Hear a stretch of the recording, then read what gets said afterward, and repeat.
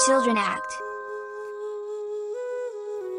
एक बार की बात है, विजयपुर गांव में एक साधु बाबा रहा करते थे। पूरे गांव में वो अकेले साधु थे जिन्हें पूरे गांव में कुछ न कुछ दान में मिलता था।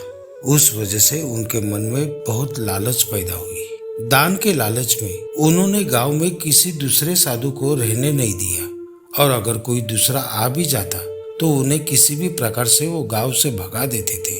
इस प्रकार उनके पास बहुत सारा धन इकट्ठा हो गया था। वही एक ठग केवल राम की नजर कई दिनों से उस साधु बाबा के धन पर थी। वो किसी भी प्रकार से उनका धन हड़पना चाहता था। उसने योजना बनाई और एक विद्यार्थी के रूप में साधु के पास पहुंच गया। उसने साधु से अपना शिष्य बनाने का आग्रह किया। राम राम गुरुजी, मैं इस मायावी दुनिया से तंग आ गया हूँ। मैं आपकी और भगवान की सेवा करना चाहता हूँ। मुझे अपना शिष्य बना लो, मुझे आपकी शरण में ले लो गुरुजी।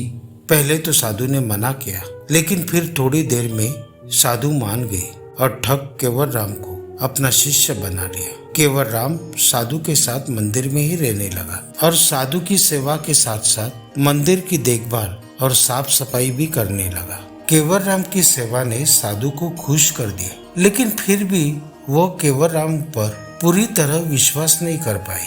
एक दिन साधु को दूसरे गांव से निमंत्रण आया और वह शिष्य केवल राम के साथ जाने के लिए तैयार हो गए। साधु ने अपने धन को भी अपने पोटली में बांध लिया और वो दोनों चलने लगे। रास्ते में उन्हें एक नदी मिली। साधु ने सोचा, क्यों न गांव में प्रवेश करने से पहले नदी में स्नान कर लूं। साधु ने अपने पोटली को एक कपड़े से ढक लिया और ठग केवल राम को देखभाल करने का बोलकर नदी की ओर चले गए। केवल राम की खुशी का तो ठिकाना ही नहीं रहा। जिस मौके की वो तलाश कर रहा था वो मौका उसे मिल गया। जैसे साधु ने नदी में डुबकी लगाई, केवल राम सारा सामान लेकर भाग खड़ा हुआ।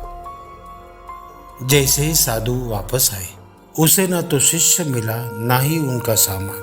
साधु ने ये सब देखकर अपना सिर पकड़ लिया। हमें इस कहानी से यह सीख मिलती है, कभी भी लालच नहीं करना चाहिए और ना कि किसी की चिकनी चुपड़ी बातों में विश्वास करना चाहिए।